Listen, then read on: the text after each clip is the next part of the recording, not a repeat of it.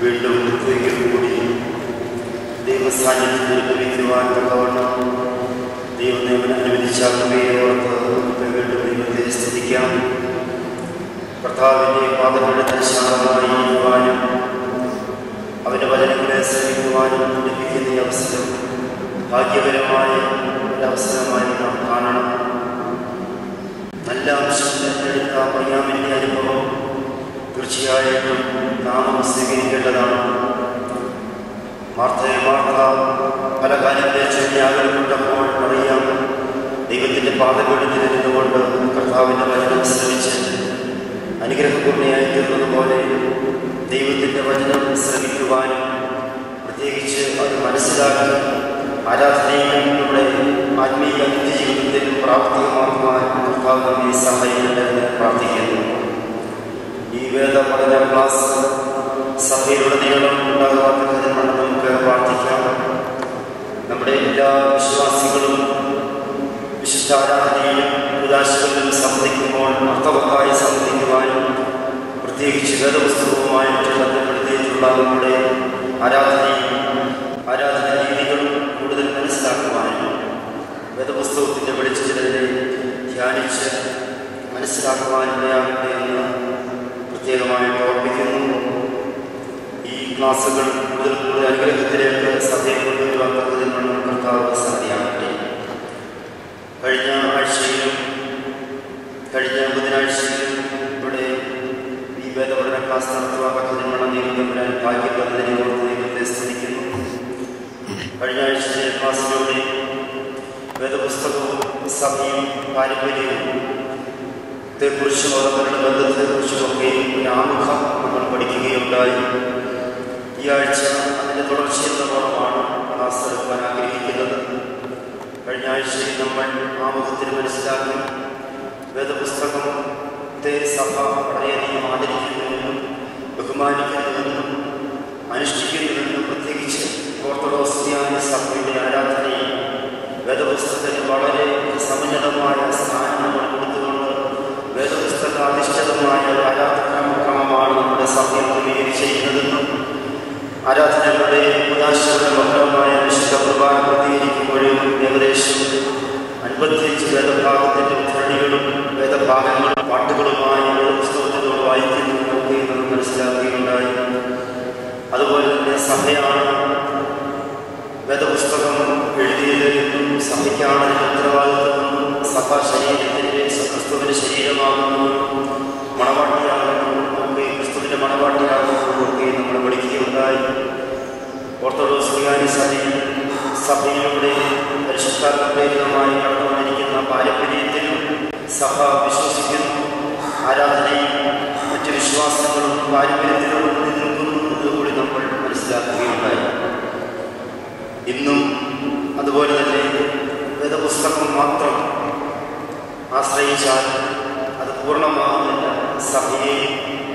സഭയുടെ പാരമ്പര്യങ്ങളെയും കുറിച്ചുകൂടി നമ്മൾ ആശ്രയിക്കേണ്ടതായിട്ട് ആശ്രയിക്കുമ്പോൾ മാത്രമേ സഭ പൂർണ്ണമാകുന്നുള്ളൂ, ആരാധന പൂർണ്ണമാകുന്നുള്ളൂ എന്നുകൂടി നമ്മൾ അതിലൂടെ മനസ്സിലാക്കുന്ന വേദപുസ്തകത്തിൽ തന്നെ പൂർണ്ണമല്ല എന്ന് നമ്മൾ കഴിഞ്ഞ ആഴ്ചയിലൂടെ മനസ്സിലാക്കുകയുണ്ടായി. വേദപുസ്തകം തന്നെ നമ്മെ സൂചിപ്പിക്കുന്നു. വേദപുസ്തകത്തിലെ എല്ലാ കാര്യങ്ങളും പൂർണ്ണമായി എഴുതുവാൻ സാധ്യമല്ല.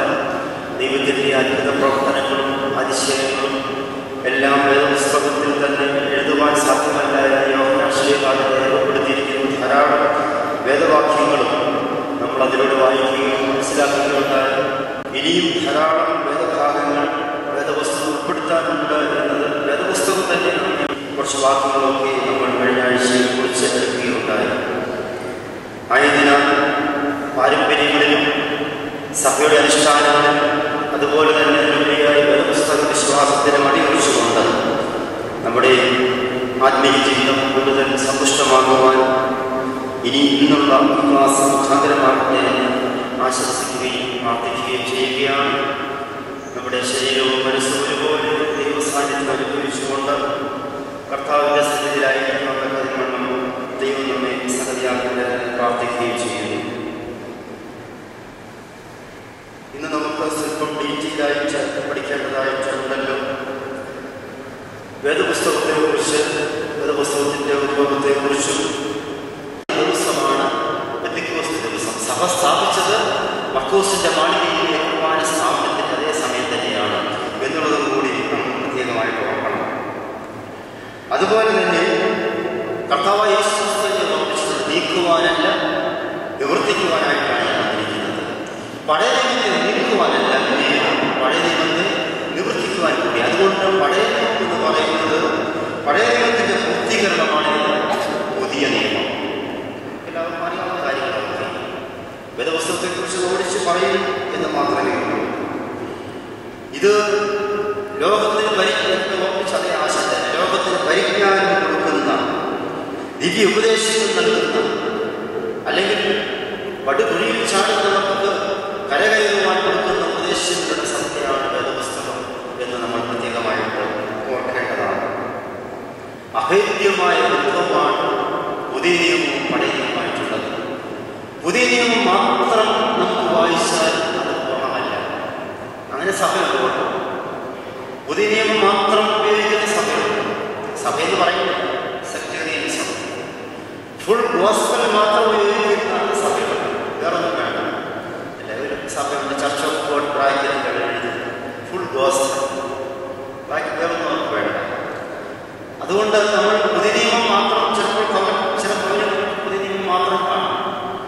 അത് കുഴപ്പമില്ല. പക്ഷേ പുതിയ നിയമത്തിനോടൊപ്പം തന്നെ പഴയ നിയമം ഉണ്ടെങ്കിൽ മാത്രമേ വേദപുസ്തകം പൂർണ്ണമാകും എന്ന് തന്നെയാണ് സഭ ഇന്നും പഠിപ്പിച്ചുകൊണ്ടിരിക്കുന്നത്. അഗസ്തീനോസ് എന്ന് പറയുന്ന പിതാവ് ഒരു വാചകം എഴുതിയിട്ടുണ്ട്. ചുരുക്കം ഞാനിത് പറയുന്നത്, പഴയ നിയമത്തിൽ പുതിയ നിയമം പറഞ്ഞു കിടക്കുന്നു. വേദപുസ്തകത്തിൽ തന്നെ അദ്ദേഹം പറഞ്ഞു നോക്കണം. പഴയ നിയമത്തിലുടനീളം പുതിയ നിയമം മറഞ്ഞു കിടക്കുക. അതിനകത്ത് കിടക്കണം. പഴയ നിയമത്തിലെ ഉദ്ധരണികൾ പ്രവചന സത്യങ്ങളാണ് പുതിയ നിയമത്തിൽ നിർമ്മിതമായ യേശു ക്രിസ്തുവിന്റെ ജനനം മുതലെല്ലാം. അതുപോലെ തന്നെ പുതിയ നിയമത്തിൽ പഴയ നിയമം വ്യക്തമാവുകയും ചെയ്യും. അതാ നിഴലെന്ന് പറഞ്ഞത്. അല്ലേ, കർത്താവ് ഒരിക്കൽ പറഞ്ഞു, ദിവസം പഠിപ്പിക്കുന്നുണ്ട്. അതിന് നിഴലാണ്. ഈ നിഴലിന്റെ പൂർത്തീകരണം, ഈ നിഴൽ എന്താണെന്ന് മനസ്സിലാക്കി തരുന്നത് ആരാണ്? പുതിയ നിയമം. അപ്പൊ പഴയ നിയമത്തിൽ അവ്യക്തമായിട്ട് എന്തെങ്കിലും ഉണ്ടെങ്കിൽ അത് പുതിയ നിയമത്തിലൂടെ നമുക്ക് കാണിച്ചു തരും. അതാണ് യേശു ക്രിസ്തു. അത് വളരെ ഭംഗിയായിട്ട് നമ്മൾ മനസ്സിലാക്കേണ്ടിയിരിക്കുന്നത്. അതുപോലെ തന്നെ പഴയ നിയമം എന്ന് പറഞ്ഞിട്ട്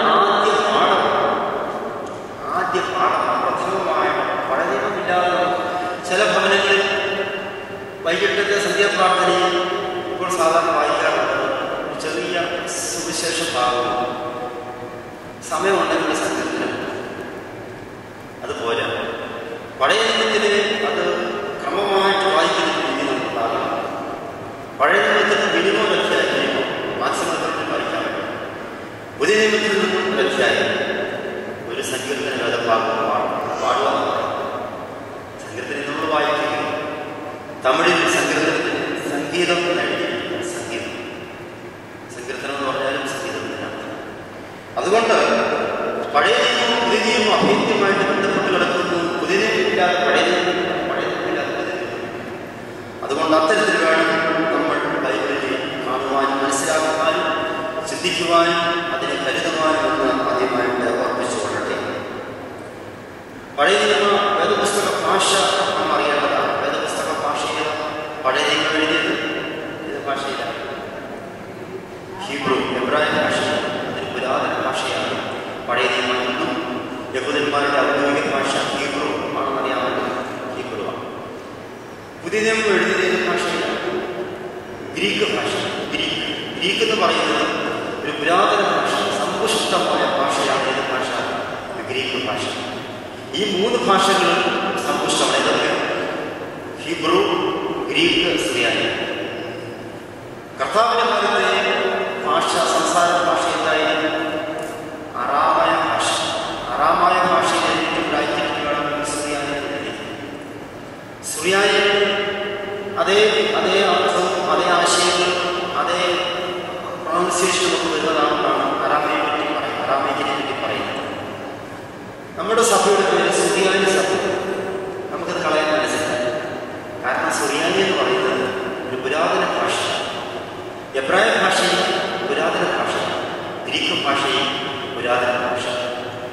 അങ്ങനെ എബ്രായ ഭാഷയിലാണ് ഓൾഡ് ടെസ്റ്റ്മെന്റ് എഴുതിയിട്ടുള്ളത്.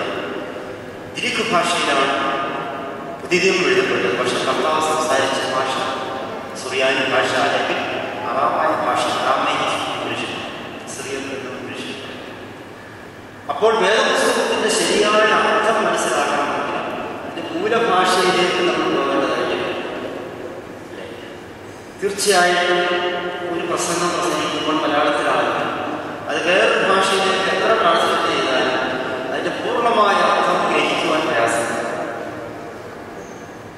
അപ്പോൾ വേദപുസ്തകം യഥാർത്ഥത്തിൽ വായിക്കേണ്ടത് പഴയ നിയമത്തിന്റെ അർത്ഥത്തിൽ മനസ്സിലാക്കുവാൻ വായിക്കേണ്ടത് ഹീബ്രു ഭാഷയിലാണ്. പക്ഷേ ഹീബ്രു ഭാഷ പഠിക്കുവാൻ നമ്മളെ കൊണ്ട് സാധ്യമല്ലെന്നാണ് പഠിച്ചിട്ടുള്ള ധാരാളം പണ്ഡിതന്മാരുണ്ട്. പ്രത്യേകിച്ച് പഴയ നിയമം പഠിപ്പിക്കുന്ന പഴയ പണ്ഡിതന്മാർ മുഴുവനും എബ്രായ ഭാഷ അംഗീകരിച്ച് പഠിച്ചെങ്കിൽ മാത്രമേ പഴയ നിയമം പഠിപ്പിക്കുവാനും പറ്റുകയുള്ളൂ. സുറിയാനി ഭാഷയിൽ കുറച്ച് വാക്കുകളൊക്കെ നമുക്കറിയാവുന്നതാണ്. ഗ്രീക്കിലെ കുറച്ച് വാക്കുകളൊക്കെ നമുക്കറിയാം. ഒക്കെ പുസ്തകങ്ങൾ കുറച്ച് വാക്കുകളൊക്കെ കുറിയലായി ഏകദേശം ഗ്രീക്കുമായിട്ട് ബന്ധപ്പെട്ട വാക്കുകൾ. എന്തായാലും ശരി തന്നെ ഇത് ഭാഷകൾ ആ ഭാഷയിൽ പഠിച്ചെങ്കിൽ മാത്രമേ ഇതിൻ്റെ അർത്ഥം ശരിക്കും മനസ്സിലാവൂ. എന്തുകൊണ്ട് പുതിയ നിയമം ഈ അറാമായ ഭാഷയിൽ എഴുതിയില്ല? ഒരു ചോദ്യമുണ്ട്. നമുക്കറിയാം ഗ്രീക്ക് ഭാഷയിൽ എഴുതപ്പെട്ടത് അലക്സാണ്ടർ ചക്രവർത്തി, മഹാനായ അലക്സാണ്ടർ ചക്രവർത്തി അദ്ദേഹം പറഞ്ഞു, ലോകത്തിൽ പല ഭാഷകളുണ്ട്. ഈ ഭാഷകൾ പലതായതുകൊണ്ട് കമ്മ്യൂണിക്കേഷൻ ആവും. നമ്മളിപ്പോൾ ഇവിടുന്ന് ആന്ധ്രാപ്രദേശിൽ പോയാൽ അവിടുത്തെ ആളുകൾ സംസാരിക്കുന്നത് കേൾക്കാൻ നമ്മൾ നോക്കി നിൽക്കുന്നതേ ഉള്ളൂ.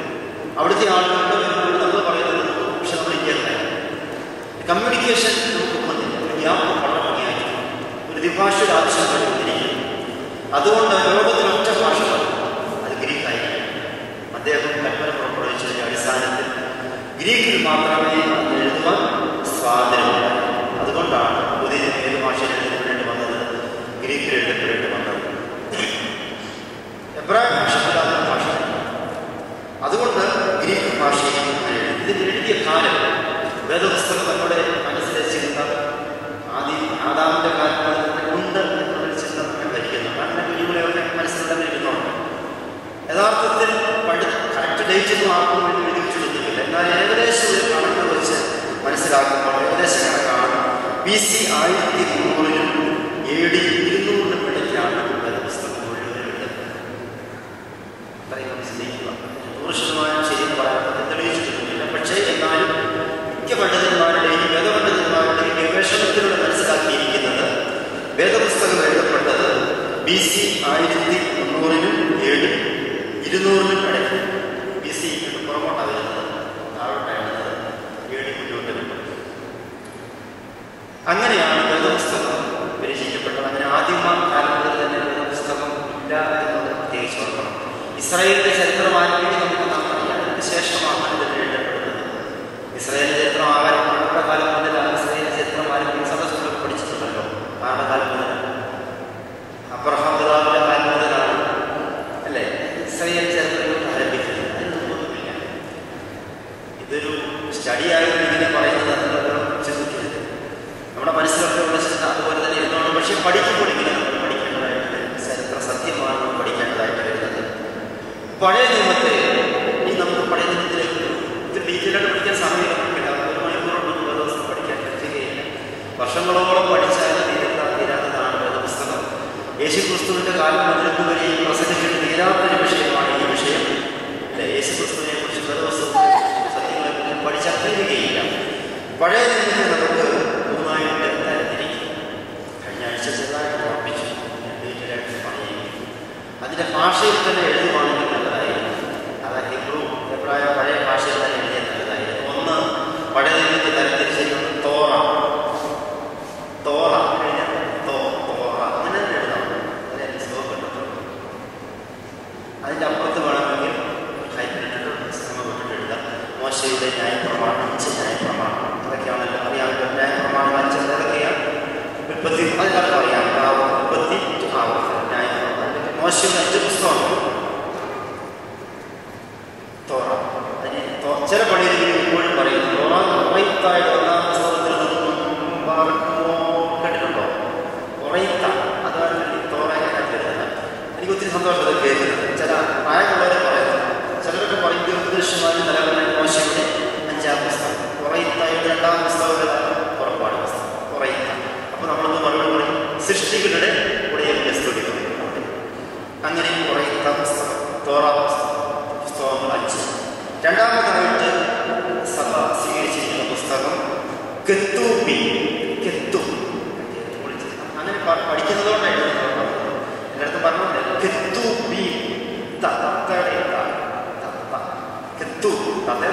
കെത്തൂബി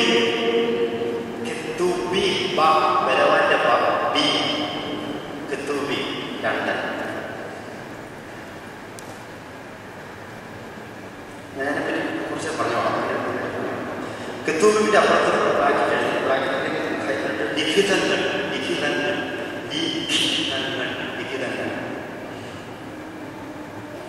മൂന്നാമതായിട്ട്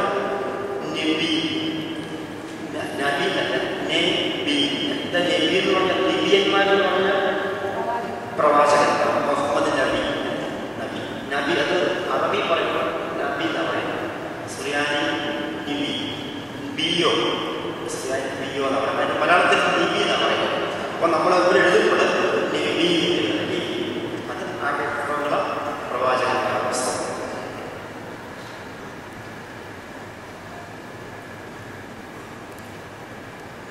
ഇനി തോറായെ കുറിച്ച് കൂടുതൽ പറയുന്നത് മോശയുടെ ഗ്രന്ഥമായിട്ട് അറിയപ്പെടുന്നു. ഈ തോറ എഴുതിയത് പാരമ്പര്യത്തിൽ നിന്ന് മാത്രം എഴുതിയിട്ടുള്ളതാണ്. തോറ എഴുതിയത് അല്ലേ മോശയുടെ അനുഭവത്തിൽ മോശ എഴുതിയിട്ടുണ്ട്. മോശ കൽപ്പന വായിച്ചത്, അതായത് മോശയുടെ ജനനത്തെക്കുറിച്ച് മോശ എഴുതിയിട്ടുണ്ട്. ജനനത്തിന് മുമ്പുള്ളത് എഴുതിയിട്ടുണ്ട്, മരണത്തിന് ശേഷമുള്ളത് എഴുതിയിട്ടുണ്ട്. മോശയ്ക്ക് വേണ്ടി മോശയുടെ പേര് ചില പുസ്തകങ്ങൾ എഴുതിയിട്ടുണ്ട്. പഠിക്കാൻ പറ്റുന്ന മോശയ്ക്ക് വേണ്ടി മോശയുടെ പേര് ആരോ എഴുതിയിട്ടുണ്ട്. അതാണ്, അല്ലെങ്കിൽ മരണത്തിന് ശേഷം എഴുതാൻ പറ്റില്ല. മോശയുടെ മുമ്പുള്ള കാലങ്ങളിലെ കാര്യങ്ങളിൽ എവിടെയോ മോശയ്ക്ക് അത് ലഭിച്ചത്, എവിടെയോ പരിശുദ്ധാത്മ അറിവുകൊണ്ട് എഴുതിയിട്ടുള്ളത് മാത്രം വിശ്വസിച്ചാൽ മതി. അങ്ങനെയാണ് തോറായുടെ പറ്റി. പെറ്റച്ചൂക്കിനെ പറ്റി ഒത്തിരി പഠിക്കാനുണ്ട്. അത്രയും ഒത്തിരി നല്ല മതി. 5 പുസ്തകത്തിന് പേര് എല്ലാവർക്കും അറിയാം എന്ന് പറഞ്ഞ് കുറച്ച് കുഞ്ഞുങ്ങളുണ്ട്. ഉൽപ്പത്തി, പുറപ്പാട്, ലേവ്യ, സംഖ്യ, ആവർത്തനം. അപ്പം അതിൻ്റെ എല്ലാം ഓരോ പുസ്തകത്തെക്കുറിച്ച് നമുക്ക് പറയാൻ ഒത്തിരി ഉണ്ട്. അവിടെ നിർത്തുകയാണ്. രണ്ടാമതായിട്ട് കെത്തൂബി. അതാണ് പിന്നെ പിടിയില്ലാത്തൊരു ഭാഗം. കേൾക്കുമ്പോഴൊരു സംശയം. കെത്തൂബി എന്ന് പറഞ്ഞാൽ ലിഖിതങ്ങൾ, എഴുത്തുകൾ എന്നൊക്കെ അർത്ഥം ഞാൻ പറയുകയുണ്ടായി. കെത്തൂബിൽ വരുന്ന കാര്യങ്ങൾ എന്തെല്ലാമെന്ന് ചോദിച്ചാൽ ശ്രദ്ധിക്കുക. വേണമെങ്കിൽ പെട്ടെന്നൊന്ന് എഴുതാൻ നല്ലതായിരിക്കും. എല്ലാ പുസ്തകത്തിലും വരത്തില്ല. കെത്തൂബീം എന്ന് പറയുന്നത് സങ്കീർത്തനങ്ങൾ. സംഗീതം എഴുതുമ്പോൾ ഓരോ ദിവസം അറിയാവുന്ന സങ്കീർത്തനം, ഇയ്യോബ് എഴുതിയാൽ മതി. ഇയ്യോബ്, സദൃശ്യവാക്യങ്ങൾ, രൂത്ത്, ഉത്തമ ഗീതങ്ങൾ, ഉത്തമ എഴുതിയാൽ ഉത്തമ, സഭാപ്രസംഗം, സഭാപ്രാൻ എഴുതിയാൽ മതി, അല്ലെങ്കിൽ സഭ എഴുതിയാൽ മതി ഇഷ്ടമനുസരിച്ച്, വിലാപങ്ങൾ, എസ്തർ, ദാനിയേൽ, എസ്ര, നെഹമ്യ, 1 ദിനവൃത്താന്തം, 2 ദിനവൃത്താന്തം. ദിനാമെഴുതിയാൽ 1 ദിനം 2 ദിനം. എഴുതി വീട്ടിൽപ്പോയിട്ട് അവർ വിഷയം. ഇത്രയുമാണ് കെത്തൂബീം എന്ന് പറയുന്ന സെക്ഷനിൽ വരുന്നത്. അതായത് ലിഖിതങ്ങൾ, എഴുത്തുകൾ എന്ന പുസ്തകത്തിൽ പറഞ്ഞിരിക്കുന്ന ഭാഗത്ത് വരുന്നത്. ഇതും ഇത്രയും വേദഭാഗങ്ങളാണെന്ന് പറയാം. സങ്കീർത്തനം, യോബ്, സദൃശ്യവാക്യം, രൂത്ത്, ഉത്തമഗീതം, സഭാപ്രസംഗം, വിലാപം, എസ്തർ, ദാനിയേൽ, എസ്ര, നെഹമ്യ, 1 ദിനവൃത്താന്തം, 2 ദിനവൃത്താന്തം. ഇനി മൂന്നാമത്തെ സെക്ഷൻ സംശയമായിട്ട് പറഞ്ഞത് എന്നിട്ട് പറയണോ? മൂന്നാമത്തെ നബി, അതായത് പ്രവാചകന്മാർ. നബി അതിൽ വരുന്നത്. അതിൽ തന്നെ എഴുതുമ്പോൾ എഴുതണം. ഒത്തിരി പ്രവാചകന്മാരുടെ ഗണങ്ങൾ നിങ്ങളിപ്പോൾ ശ്രദ്ധിച്ചാൽ ശമുവേൽ എന്ന് പറയുന്ന രീതിയിൽ. അതുപോലെ ചില ഭാഗങ്ങളിൽ കെത്തൂബിനകത്ത് വന്നില്ല. പ്രവാചകന്മാരെ മുഴുവൻ വെച്ചിട്ടുണ്ട്. പക്ഷേ അപ്പോൾ 2 തരത്തിലുള്ള പ്രവാചകന്മാരുണ്ട്. മുംബൈയിലുള്ള പ്രവാചകന്മാരുണ്ട്, പിൻപേയുള്ള പ്രവാചകന്മാരുണ്ട്. മുൻപേയുള്ള പ്രവാചകന്മാർ പറയുന്നത് മുംബൈയിലുള്ള പ്രവാചകന്മാരെ, പിൻപേയുള്ള പ്രവാചകന്മാർ. അതിൽ മുംബൈയിലുള്ള പ്രവാചകന്മാരുടെ കൂട്ടത്തിൽ എഴുതിക്കുകയാണെങ്കിൽ കുറച്ച് പേരുണ്ട്. മുംബൈയിലുള്ള പ്രവാചകന്മാർ, അതായത് പ്രവാചക പുസ്തകത്തിന് മുമ്പുള്ളതാണ്. യോശുവ, ഒന്ന് യോശുവ, ന്യായാധിപന്മാർ,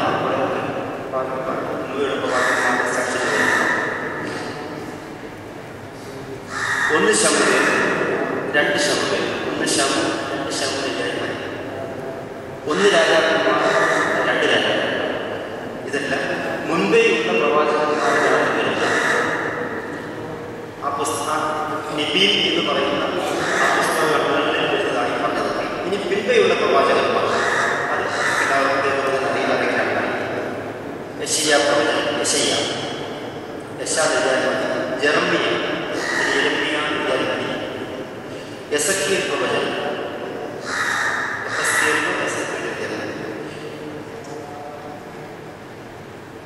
അത്ര എഴുതിയിട്ട് നമ്മുടെ രാജ്യത്തിൽ വലിയ പ്രവാചകന്മാരുണ്ട്. ഇതിൽ 3 പേര് വലിയ പ്രവാചകന്മാർ. ഈ പിൻപെയുള്ള പ്രവാചകന്മാരും വലിയ പ്രവാചകന്മാരെന്നൊക്കെ അറിയപ്പെടുന്നത്. വലിയ പ്രവാചകന്മാർ. അടുത്തത് ചെറിയ പ്രവാചകന്മാരല്ല, വലിയ പ്രവാചകന്മാരൊക്കെ അറിയപ്പെടുന്നത്. ഹോശയ, നിബിമിനത്തിലല്ല, ഹോശയ, യോവേൽ,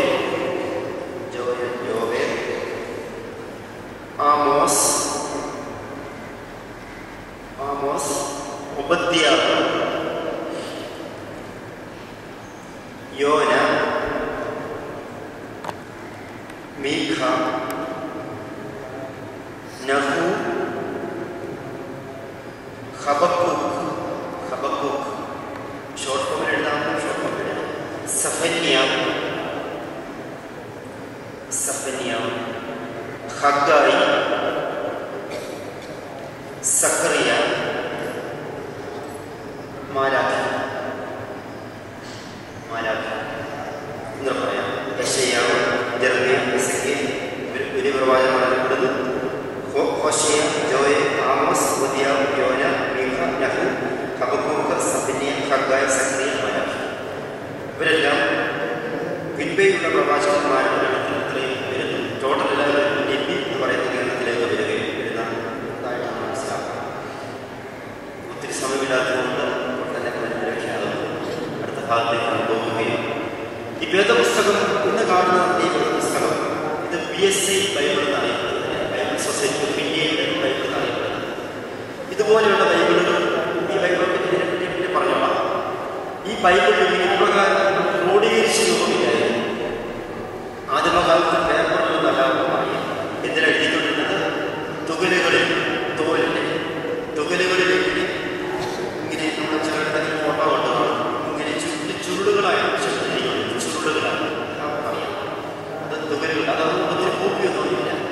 തുകലുകളിൽ എഴുതിക്കൊണ്ടിരുന്നു. അതിനുശേഷം പൈപ്പേറസ് എന്ന് പറയുന്ന ഒരു ചെടിയുടെ പ്രത്യേകിച്ച് പേപ്പറിൻ്റെ ആദ്യ രൂപം എന്ന് വേണമെങ്കിൽ പറയാം. പക്ഷെ അതൊന്നും ലാസ്റ്റ് ചെയ്യുന്നതാണ്. തുകലെന്നുള്ളത് ലാസ്റ്റ് ചെയ്യുന്നത്. പക്ഷേ അത് വേദപുസ്തകം വ്യാപകമാക്കാൻ നോക്കിയപ്പോൾ ഈ പൈപ്പേറസ് എന്ന് പറയുന്ന ചെടിയുടെ അത് അതിൻ്റെ രൂപത്തിൽ പേപ്പറിൻ്റെ രൂപത്തിൽ കൊണ്ട് എഴുതി സൂക്ഷിച്ചിരുന്നു. പക്ഷെ അതൊന്നും എഴുതുകയായി പഠിക്കുന്നില്ല, കൈയെഴുത്ത പ്രതികളായി മാറിക്കൊണ്ടിരുന്നു. അപ്പോൾ വേദപുസ്തകം എല്ലാ പുസ്തകവും കൂടി ഒന്ന് ക്രോഡീകരിച്ച് ഇന്ന് കാണുന്ന ഏകദേശ രൂപത്തിൽ കൊണ്ടുവരാൻ വേണ്ടി യഹൂദ മതവും മറ്റുള്ള ആദിമസഭയും ഒക്കെ തീരുമാനിച്ചു. അങ്ങനെ ഒരു നിയമം കൊണ്ടുവന്നതാണ് വേദപുസ്തക കാനോ. ബിബ്ലിക്കൽ കാനോ, വേദപുസ്തക കാനോ എന്ന് പറഞ്ഞു. അതിനൊരു ഹെഡിങ് കിട്ടാൻ തിരക്കില്ല. വേദപുസ്തക കാനോ. ഈ വേദപുസ്തകം എന്ന് പറയുന്നത് ഒന്ന് പോയിട്ട് ആദ്യം പറഞ്ഞേക്കാം, ഇതെല്ലാവർക്കും ഇതുപോലെ എഴുതാനും ഉള്ള അവസരമോ അനുവാദമോ ഇല്ല. നമ്മുടെ സ്വന്തം രീതിയിൽ ഒരു സഭയ്ക്കോ ഒരു വ്യക്തിക്കോ ഒന്നും, അതായത് ഒരു പ്രദേശത്തുള്ളവർക്കൊന്നും എഴുതാൻ പറ്റുകയില്ല. കാരണം വേദപുസ്തകത്തിന് ന്യായപ്രമാണത്തിൽ പള്ളിയും വാങ്ങുവാൻ മാറ്റുവാൻ നമുക്ക് ലോകപ്രകാരം അത് വേദപുസ്തകം എഴുതുന്നത്. അതുകൊണ്ട് സഭ മുഴുവൻ കൂടി ചേർന്നാണ് ഇതിലെഴുതുന്നത്. അതിലെഴുതുന്നതിന് മാനദണ്ഡം ഉണ്ടാക്കി അതിനെയാണ് എന്ന് പറയുന്നത് വേദപുസ്തക കാനോൻ. അതിൻ്റെ അർത്ഥം അളവുകോൽ എന്ന അർത്ഥം. ഇതിനൊരു അളവുകോൽ അനുസരിച്ചാണ്, അളവുകോൽ ഉദ്ദേശിച്ച മാനദണ്ഡം അനുസരിച്ചാണ് ഈ വേദപുസ്തകം ഇതുപോലെ രൂപപ്പെടുത്തിയെടുക്കുന്നത്.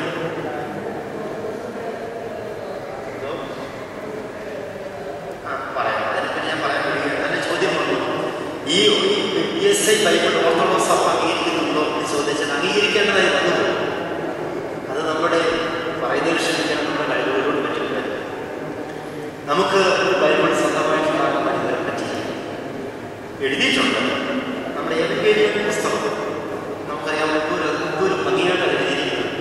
യേശു തമ്പുരാൻ പ്രകാരം അരുളി ചെയ്യും. യേശു തമ്പുരാൻ മറ്റുള്ള വാക്കുകൾ, പ്രത്യേകിച്ച് ഈ ബൈബിളിൻ്റെ വാക്കല്ല, ഏവങ്കിലും വായിക്കുമ്പോഴുള്ള വാക്കുകൾ, നല്ല മനോഹരമായ കൃത്യമായ വാക്കുകൾ. ഓർത്തഡോക്സ് സഭ വേദപുസ്തകം എഴുതിക്കൊണ്ടിരിക്കുകയാണ്. അതിൻ്റെ ഉത്തരവാദിത്വത്തിൽ ഒത്തിരി പണ്ഡിതന്മാർ, ഒരുപാട് പണ്ഡിതന്മാർ, ഭാഷാ പണ്ഡിതന്മാരും വേദശാസ്ത്രജ്ഞന്മാരും അതുപോലെ തന്നെ ഒരുപാട് ചരിത്രകാരന്മാരും എന്നെ കൂടെ ചേർന്നെങ്കിൽ മാത്രമേ വേദപുസ്തകം അതിനെക്കുറിച്ച് ചെറിയൊരു വിവരണം തരാം, ഉടൻ തന്നെ തരാം. ഇപ്പോൾ വേദപുസ്തക കാനം ആദ്യമ സഭയിലെ പറയാൻ ഉദ്ദേശിക്കുന്നത് ഒരളവ് വേണമായിരുന്നു. അതിനുവേണ്ടി ചുരുക്കത്തിൽ ഒത്തിരി വേദപുസ്തക കാനം വേദപുസ്തകം വിവരിക്കാൻ വേണ്ടി കൗൺസിൽസ് കൂടിയിട്ടുണ്ട്. ഒരു കൗൺസിലിൻ്റെ പേര് മാത്രം നിങ്ങൾ എഴുതിയാൽ മതി, ജാമിയ കൗൺസിൽ. ജാമിയ കൗൺസിൽ ഒരുപാടുണ്ട്. സമയ ചുരുക്കം കാരണം ഒത്തിരി ഡീറ്റെയിലായിട്ട് പഠിപ്പിക്കാൻ സമയം കുറവായതുകൊണ്ട് ഒരു കൗൺസിലിൻ്റെ മാത്രം പേര് നല്ലതായിരിക്കും. ജാമിയ കൗൺസിൽ ഒരു വാക്കിലെഴുതി AD 90 AD 90 യോഹന്നാൻ സഖായിയുടെ നേതൃത്വത്തിൽ, യോഹന്നാൻ സഖായി, പഴയ സഖായല്ല, യോഹന്നാൻ സഖായിയുടെ നേതൃത്വത്തിൽ അനേകം യഹൂദ റാബിമാർ, യഹൂദ റാബിമാർ ഗുരുക്കന്മാരാണ്, യഹൂദ വേദ പണ്ഡിതന്മാരാണ്, ഗുരുക്കന്മാരാണ് യഹൂദ റാബിമാർ ചേർന്ന് ഒരു കൗൺസിലാണ് എന്ന് പറയുന്നത് ജാമിയ കൗൺസിൽ. ആ കൗൺസിലിൽ തീരുമാനമുണ്ടായാൽ വേദപുസ്തകം ക്രോഡീകരിക്കുക. പല പുസ്തകങ്ങളെ ചെറുക്കിടക്കാതെ ഒരു പുസ്തകത്തിൽ കൊണ്ട് അതിൻ്റെ ഓർഡർ ആക്കുവാനായിട്ട് ശ്രമിച്ച കൗൺസിലാണ് ജാമിയ കൗൺസിൽ AD 90. അത് കർത്താവിന് ശേഷം കർത്താവിന് ഉണ്ടായിരുന്ന ബൈബിൾ ഇന്ന് കാണുന്ന രൂപത്തിലില്ല.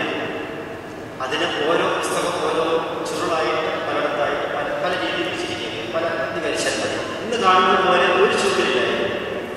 ഉൽപ്പത്തി മുതലേക്കോട്ട് പല അത് പലതായിട്ടാണ്.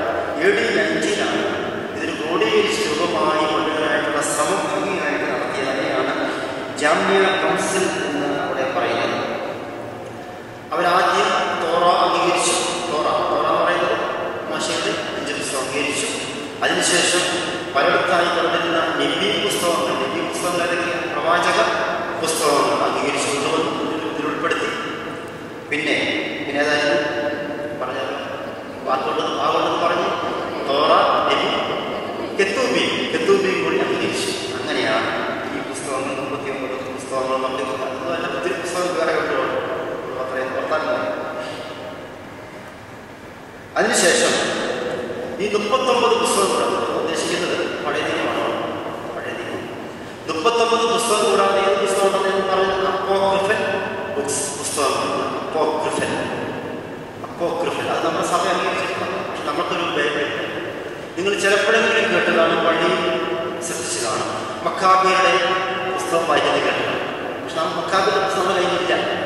പക്ഷെ നമുക്ക് ഡിക്ഷണറി എഴുതി കൊടുത്തിട്ടുണ്ട്, അത് അത്രയും വായിക്കാൻ വേണ്ടി. തോബിത്തിൻ്റെ പുസ്തകം കേട്ടിട്ടുണ്ടോ? ഉണ്ട്. അങ്ങനെ പുസ്തകമുണ്ട്. കത്തോലിക്ക ബൈബിൾ ഉണ്ടെങ്കിൽ നമ്മൾ ബൈബിൾ വായിക്കുമ്പോഴും പഠിക്കാൻ വേണ്ടി കുറച്ച് ബൈബിൾ വായിക്കാൻ നല്ലതായിരിക്കും. BSA ബൈബിൾ നമ്മൾ കാണാതെ പഠിക്കണം. കാരണം നമുക്ക് മറ്റ് ബൈബിൾ പഠിച്ചാൽ നമ്മുടെ ഭാഗ്യം തെറ്റും. ഇത് ഓശാന ബൈബിളുണ്ട്, ഈ ബൈബിളുണ്ട്, അത് നമ്മുടെ സത്യവേദപുസ്തകമുണ്ട്. പിന്നെ അതുപോലെ തന്നെ കത്തോലിക്കരുടെ POC ബൈബിൾ എന്ന് പറയും, ബൈബിൾ എന്ന് പറയും, POC വിശദീകരിക്കുന്നത്. അത് പഠിക്കാനൊക്കെ നല്ലതായിരിക്കും. ചില ഭാഷയ്ക്കുണ്ട്, ചില ആധുനിക ഭാഷ. നമ്മുടെ ബൈബിളുടെ തന്നെയാണ് കണിയാന്തരം കുറച്ച് ഒരെണ്ണം ഇറക്കിയിട്ടുണ്ട്. അത് നല്ല ബൈബിളാണത്. അതൊക്കെ നമുക്ക് പഠിക്കാൻ കൊള്ളാം. പക്ഷേ അതിൻ്റെ വാചകങ്ങൾ വായിച്ചാണ് ഇപ്പോഴത്തെ നമ്മുടെ നമസ്കാര പുസ്തകത്തിലെ പാട്ടുകൾ നമസ്കാരങ്ങളൊക്കെ തെറ്റിപ്പെടുന്നത് പോലെ ആകാതെ. കാരണം പല വേർഷങ്ങളും തെറ്റിപ്പോകും. ഇപ്പോൾ ശുദ്ധന്യാലോഹം ചൊല്ലിയാൽ നമുക്ക് പൂർണ്ണമായി എല്ലാവരും ചൊല്ലാം. പുസ്തകം നോക്കി ചെയ്യത്തില്ല. കാരണം നമ്മൾ പഠിച്ചത് എഴുതിയിരിക്കുന്ന വാക്കുകൾ അർത്ഥവ്യത്യാസമല്ല, വാക്കുകൾ വ്യത്യാസം. അതുകൊണ്ട് കാണാതെ പഠിക്കുന്നത് ഏതെങ്കിലും വേർഷൻ അതിരിക്കട്ടെ. എന്തായാലും ശരി തന്നെ. അങ്ങനെ അപ്പോക്രിഫൽ പുസ്തകങ്ങൾ ഉൾപ്പെടുത്തിക്കൊണ്ട് ഒന്ന് എഴുതുമ്പോൾ നല്ലതായിരിക്കും. 1546 വരെ അപ്പോക്രിഫൽ പുസ്തകങ്ങൾക്ക് വലിയ സ്വാധീനമുണ്ട്. അപ്പം അങ്ങനെ 1546 1546 ട്രെൻഡ് കൗൺസിൽ. ട്രെൻഡ് അതൊരു സ്ഥലത്തിൻ്റെ ഓർത്താൽ മതി. 1870 വത്തിക്കാൻ കൗൺസിൽ, ആ കൗൺസിലിൽ വെച്ച് ഏത് പുസ്തകങ്ങൾ അംഗീകരിച്ചു? അപ്പോക്രിഫൽ പുസ്തകങ്ങൾ കൂടി അംഗീകരിച്ചു. ഡേറ്റ് പറയാം. 1546 ട്രെൻഡ് എന്ന് കൗൺസിലും 1870 വത്തിക്കാൻ കൗൺസിൽ എന്ന് പറയുന്നത് കൗൺസിൽ ഉദ്ദേശിക്കുന്നത് വേദപണ്ഡിതന്മാരും പത്രാന്മാരും കൗൺസിലുകളൊക്കെ വത്തിക്കാൻ കൗൺസിൽ റോമിലാണ് ഇതിനെ അംഗീകരിച്ചിട്ടുണ്ട്. ഇതിനെ ഏത് പുസ്തകം അംഗീകരിച്ചു? അപ്പോക്രിഫൽ പുസ്തകങ്ങളെ കൂടി അംഗീകരിച്ചിട്ടുണ്ട്. അപ്പോക്രിഫൽ പുസ്തകങ്ങളെ എനിക്ക് പറയാം.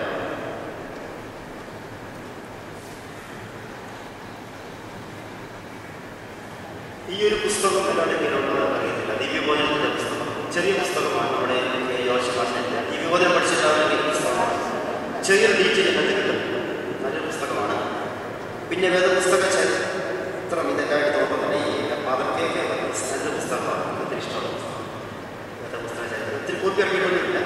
എല്ലായിടത്തും കൊണ്ടുവന്നാണ് ഇത് ഷോപ്പിൽ കൊണ്ടുവന്നാണ്. ഈ നേരത്തെ പറഞ്ഞ അവർക്ക് പഠിക്കുന്നത് അതൊരു നല്ല പുസ്തകമാണ്. വേദപുസ്തകം പഠിക്കാൻ വേണ്ടി കൊള്ളാമാവുന്ന ഒരു പുസ്തകമാണ്. പിന്നെ വേറെ പുസ്തകങ്ങൾ പരിചയപ്പെടുത്തുകയാണ്. മനുഷ്യരക്ഷ വിശുദ്ധ സഭയിലൂടെ നെടുന്തള്ളിൽ പൗലോസ് ഗീവർഗീസ് കൂടുതൽ കുട്ടികളിലേക്ക് സംശയമുണ്ട്. മനുഷ്യരക്ഷ വിശുദ്ധ സഭയിലൂടെ പഠിക്കാൻ കൊള്ളാമാവുന്ന ഒത്തിരി നല്ല ഒരു പുസ്തകമായിട്ടാണ് ഈ പുസ്തകത്തെ ഞാൻ കാണുന്നത്. അപ്പോക്രിഫൽ പുസ്തകങ്ങളെക്കുറിച്ച് ചെറിയ ഡീറ്റെയിലുണ്ട്. പെട്ടെന്നെല്ലാം ഇങ്ങനെ സമയം ഓടിക്കൊണ്ടതുകൊണ്ടാണ് എഴുതുക. അപ്പോക്രിഫൽ പുസ്തകങ്ങൾ ഞാൻ പറഞ്ഞു. നമ്മൾ 39 പുസ്തകം കൂടാതെ ചില പുസ്തകങ്ങളാണ് അപ്പോക്രിഫൽ പുസ്തകങ്ങളായിട്ട് നമ്മൾ മനസ്സിലാക്കുന്നത്. അതിനെപ്പറ്റി ഒത്തിരി ഡീറ്റെയിലായിട്ട് പറയാൻ സമയമില്ല. എങ്കിൽ തന്നെയും അപ്പോക്രിഫൽ പുസ്തകങ്ങൾ ഏതെല്ലാം ജസ്റ്റ് അത് നോക്കി പോകാം. ഒന്നെഴുതുക. Esdras. കേൾക്കാത്ത വാക്കുകളൊക്കെ ആയിരിക്കും. എസ് എന്ന് എഴുതിയിട്ട് എസ് ഡ്രാസ്. നിങ്ങൾ വായിക്കുന്ന എഴുതിയാണ് എസ് ഡ്രാസ്. എസ്ട്രാസ് 1, രണ്ട് പുസ്തകമുണ്ട്. എസ്ട്രാസ് 1 ഫസ്റ്റ്, ആൻഡ് എസ്ട്രാസ് 2 രണ്ടാമത്തെ പുസ്തകം. എസ്ട്രാസ് 2 മൂന്നാമത്തത് രണ്ടെണ്ണം എഴുതി. 1 എസ്ട്രാസ്, 2 എസ്ട്രാസ്, 3 തൂബീത്ത്.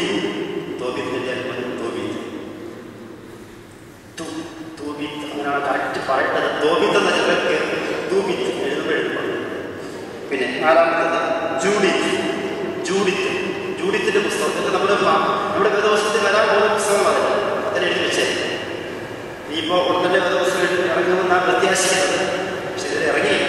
ഈ വർഷം 100ാമത്തെ ആധുനിക ശതാബ്ദി ഇറക്കാമെന്ന് വെച്ചിരുന്ന. പക്ഷേ വേദപുസ്തകം എഴുതുകയെന്ന് പറയുന്നത് അത്ര പെട്ടെന്ന് ഒക്കുകയില്ല. നമുക്കറിയാം ഒരുപാട് കാര്യങ്ങളുണ്ടായിരുന്നു.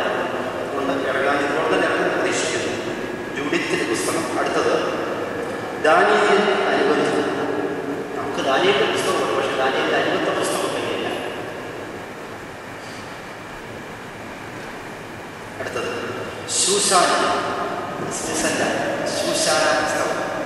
പുസ്തകമാണ്. സൂസന്ന.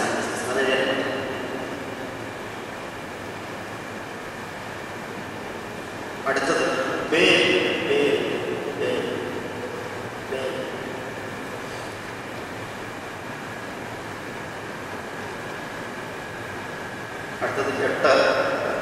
എസ്തേറിന്റെ അനുബന്ധം. ഇനി എസ്തേറിന്റെ പുസ്തകത്തെ കുറിച്ച് അനുബന്ധമായിട്ട് എസ്തേറിന്റെ അനുബന്ധ പുസ്തകം. നല്ല ഭംഗിയായിട്ട് മോർദെഖായി കാര്യങ്ങൾ തന്നെ എഴുതിയിരിക്കുന്നു. 9 മനശ്ശയുടെ പ്രാർത്ഥന. മനശ്ശ 10 വീടിൽ വിശ്വസിച്ചിടന്ന് പറയുന്നു. 10 ബാറൂക്കിന്റെ പുസ്തകം. ഭാവിയിൽ നമുക്ക് കേൾക്കാം. ബാറൂക്കിന്റെ പുസ്തകത്തിൽ ബാറൂക്ക്. അടുത്തത് യെറമിയായുടെ ലേഖനം. പ്രവചനമല്ല, ലേഖനം. യെറമിയായുടെ ലേഖനം.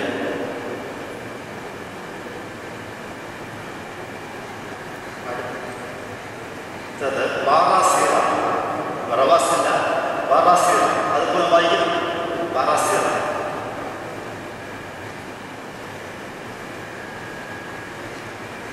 അടുത്തത് മഹാജ്ഞാനം, ശലോമോന്റെ ജ്ഞാനം. അത് നമ്മൾ വായിക്കുന്നത് ശലോമോന്റെ ജ്ഞാനം. സദൃശവാക്യങ്ങളുമായി വേറെ പരീക്ഷയുടെ പുസ്തകം ശലോമോന്റെ ജ്ഞാനം. മഖാബിയർ 2.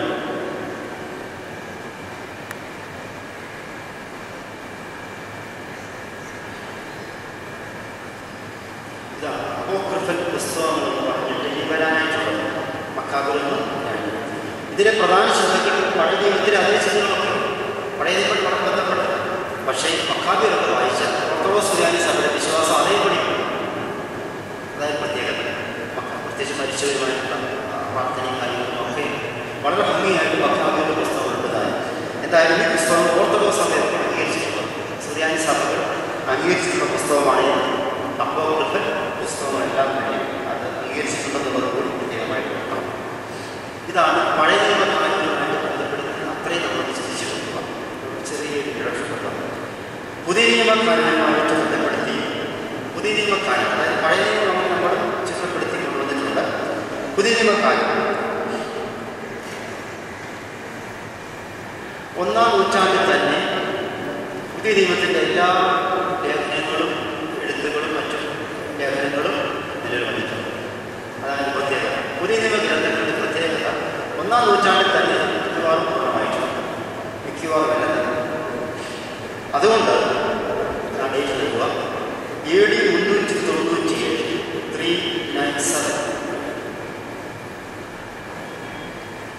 കാർത്തേജ്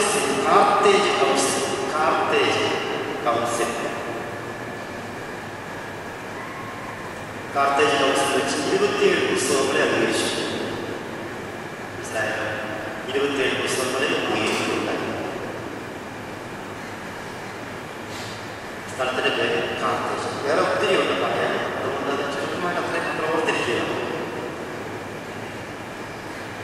ഞാൻ പറഞ്ഞു, വേദപുസ്തകത്തിൻ്റെ പുതിയ നിയമത്തിൻ്റെ ഭാഷ ഗ്രീക്ക്. എന്തുകൊണ്ട് ഗ്രീക്ക് വന്നു? അന്ന് ഗ്രീക്കിൽ മാത്രമേ എഴുതുവാൻ അധികാരമുണ്ട്. പക്ഷേ സംസാരിക്കുന്ന ഏത് ഭാഷയെ സംസാരിക്കാം? ആറാമായ ഭാഷയും സംസാരിക്കും. യേശുക്രിസ്തു പ്രസംഗിച്ചത് മുഴുവൻ ആറാമായ ഭാഷയായിരിക്കണം. ആറാമായ ഭാഷ. അതുകൊണ്ടാണ് യേശുക്രിസ്തുവിൻ്റെ ഭാഷ തന്നെ നമ്മൾ ആരാധനയിൽ ഉപയോഗിക്കുന്നത്. അത്രമാത്രം ഓർത്താൽ ഏതാവത് മനസ്സിലാവുമെന്ന് ചോദിച്ചാൽ മനസ്സിലാകാൻ ഒരു കാര്യം ശ്രദ്ധിക്കണം. സുറിയാനി കവിതകളിലൂടെയാണ് നമ്മളെല്ലാം പോയത്. ആരാധനയിൽ നിന്ന് സുറിയാനി പരിപൂർണമായി ഉപേക്ഷിക്കുന്നതിലൂടെ മറ്റ് സഭകളുണ്ടാകും. ശരിയല്ല? കഴിഞ്ഞ നൂറ്റാണ്ടുകളിലൊക്കെ നമ്മുടെയൊക്കെ അപ്പച്ചന്മാർ സുറിയാനി പാട്ടുകൾ പാടുമായിരുന്നു. വെള്ളിയാഴ്ച മുഴുവൻ സുറിയാനികളെ. ഇസ്ലാം മതം ശ്രദ്ധിക്കുക. ഇസ്ലാം മതം ഒറ്റ ഭാഷയിലായിരുന്നു ആരാധന, അറബി. ഇവിടെ പോയാലും സൗദി അറേബ്യയിൽ പോയാലും ഈ മുസ്ലിം നടത്തിയ ആരാധന ഒരു കുഴപ്പമില്ല.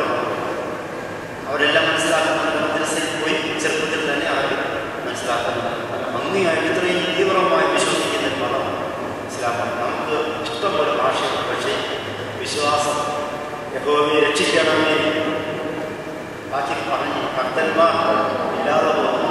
സങ്കീർത്തനം 12 യഹോവയെ രക്ഷിക്കണമേ ഭക്തന്മാർ മാറിപ്പോകും, വിശ്വസ്തന്മാർ പോകട്ടെ. ഞാൻ പറഞ്ഞത് നമ്മുടെ സുറിയാനി സഭയിൽ അതുകൊണ്ടാണല്ലോ അച്ഛന്മാർ എന്നും കർത്താവ് പറഞ്ഞ അതേ വാക്യം തന്നെ അപ്പം വാഴ്ത്തുമ്പോൾ പറയുന്നത് വാവേ ഉദാഹരണല്ലേ. ശ്രദ്ധിച്ചിട്ടുണ്ട്? എല്ലാ അച്ഛന്മാരും വൃത്തിയല്ല, എല്ലാ അച്ഛന്മാരും 100% അച്ഛന്മാരും അപ്പം വാഴ്ത്തുമ്പോൾ കർത്താവ് പറഞ്ഞ അതേ വാക്യം തന്നെ തെറ്റാതെന്ന് പറയും. മലയാളത്തിൽ നിന്ന് പറയാൻ പറ്റും, പറഞ്ഞാൽ പൂർണ്ണമാകും. അതാ സുറിയാനി ഭാഷയുടെയും ഗ്രീക്ക് ഭാഷയുടെ പ്രത്യേകത. ഇപ്പോൾ പറയാൻ വേണ്ടി വന്നതല്ല, പക്ഷേ കാപ്പട്ട് വിലക്കുണ്ട്. നിങ്ങൾ സുറിയാനി ഗ്രീക്ക് ഭാഷയിൽ, അതായത് അന്ന് വരെയും കർത്താവിൻ്റെ കാലത്തും ആദിമസഭയിലും പഴയ നിയമം ഒറ്റ ഭാഷയിലും ഏത് ഭാഷയിലും പഴയ നിയമം ഹീബ്രു ഭാഷയിൽ മാത്രമേ ആദ്യമായിട്ട് മാറ്റം വരുത്തിയതാണ് ഈ പറയാനായിട്ട് പോകുന്നത്. നിങ്ങൾ എഴുതുക സെപ്റ്റുജന്റ്. മലയാളത്തിൽ തന്നെ എഴുതുക, അത് ലക്ഷ്യം. സെപ്റ്റുജന്റ് എഴുതിയത്.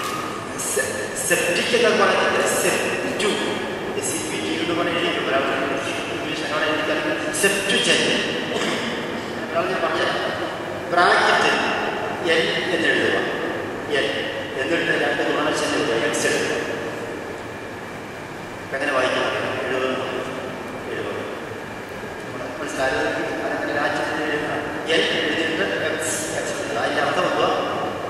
70 അല്ലെങ്കിൽ സെപ്റ്റുജന്റ്, അതിൻ്റെ അപ്പുറത്തോടെ 70 70.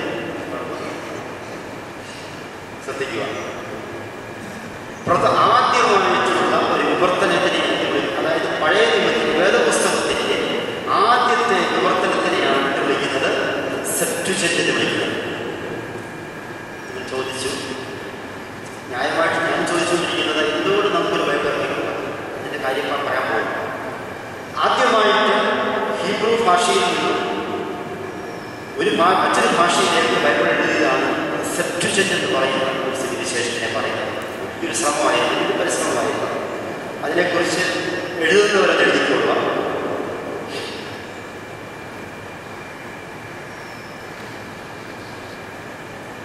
ടോളമി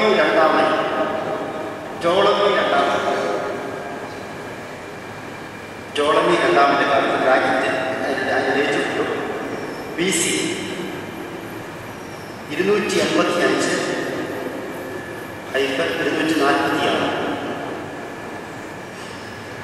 അദ്ദേഹത്തിൻ്റെ കാലം 285 മുതൽ 246 വരെ. താപ്പോട്ടാണ് വരുന്നത്, BC താപ്പോട്ടാണ് വരുന്നത്.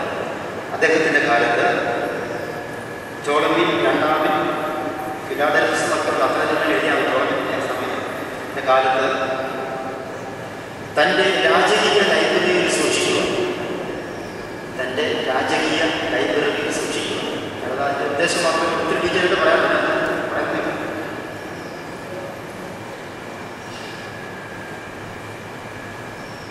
വിശിഷ്ടമായ അവിടെ എഴുതിക്കുന്ന അതേ ഭാഷ, വിശിഷ്ടമായ പഴയ ഗ്രന്ഥം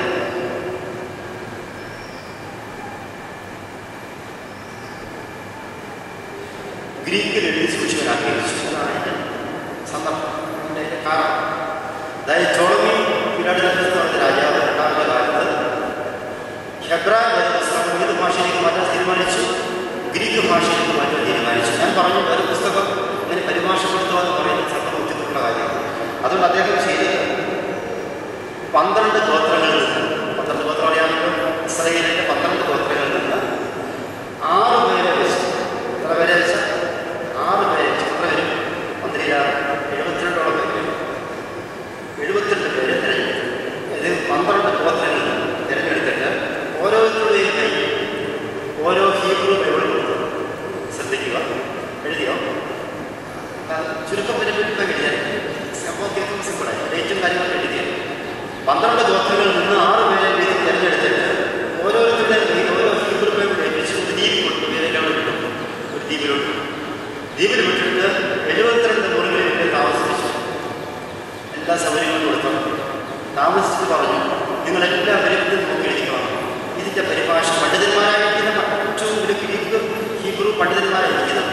ഈ പണ്ഡിതന്മാരെഴുതിട്ട് ഈ ഗോത്രത്തിലെ ആളുകൾ 6 പേർ ഓരോ 72 പേരെഴുതിട്ട് ഹീബ്രു ബൈബിൾ നോക്കിയിട്ട് അത് ഏത് ഭാഷയിലേക്ക് മാറ്റി? ഗ്രീക്കിലേക്ക് മാറ്റി. അപ്പോൾ എത്ര പുസ്തകം എഴുതിക്കുമ്പോൾ 72 വേദപുസ്തകം എഴുതിക്കാം. 72 പുസ്തകം നിർമ്മിച്ചു കൊണ്ടുവന്നിട്ട് ഏറ്റവും സാദൃശ്യമുള്ളത് പല എഴുതുമ്പോൾ എല്ലാം അർത്ഥമാക്കുന്നത് ഈ എന്ന് പറഞ്ഞാൽ ഈ എന്നതിൻ്റെ അർത്ഥം വേറെ ആരും എഴുതില്ല. അങ്ങനെ അതുപോലെ തന്നെ എല്ലാം ഒരേപോലെ ഇരിക്കുന്ന അർത്ഥം വരുന്ന പുസ്തകങ്ങൾ കൂട്ടിച്ചേർത്ത് എഴുതിയ വേദപുസ്തകത്തിനെയാണ് എന്ന് പറയുന്നത് സെപ്റ്റുജന്റ് ബൈബിൾ എന്ന് പറയുന്നത്. സെപ്റ്റുജന്റ് എന്ന് പറയുന്നത് അതിന് മറ്റേ ഭാഷയാണ് പറയുന്നത് സെപ്റ്റുജന്റ്. ഞാൻ പറഞ്ഞു, അത് എഴുതിയിട്ട് 2x അതിട്ടേക്കാം. പഴയ നിയമവും ഗ്രീക്ക് ഭാഷയും ഇങ്ങനെ വായിച്ച് പോകുന്നില്ല. പക്ഷേ അന്നത്തെ കാലത്ത് എന്തില്ല? പ്രിന്റിങ് ഇല്ല. ഉണ്ടോ? പ്രിന്റിംഗ് ഒന്നും ആയിട്ടില്ല. പ്രിന്റിങ് ഇല്ല. അന്ന് കൈയെഴുത്ത് കുട്ടികളായിട്ടാണ് ഇത് മുഴുവനും എഴുതി പോരുന്നത്. ഇങ്ങനെ എഴുതി പോരുകയും ഇങ്ങനെ വന്നപ്പോഴത്തേക്ക് ശ്രദ്ധിക്കുക തീരാൻ പോയതാണ്. ഇങ്ങനെ കൈയെഴുത്ത് പ്രതികളായി വന്നപ്പോഴത്തേക്ക് പല പ്രശ്നസും പല രീതിയിൽ നമുക്ക് ചില ചെറിയ പ്രശ്നങ്ങളൊക്കെ വരാൻ തുടങ്ങി.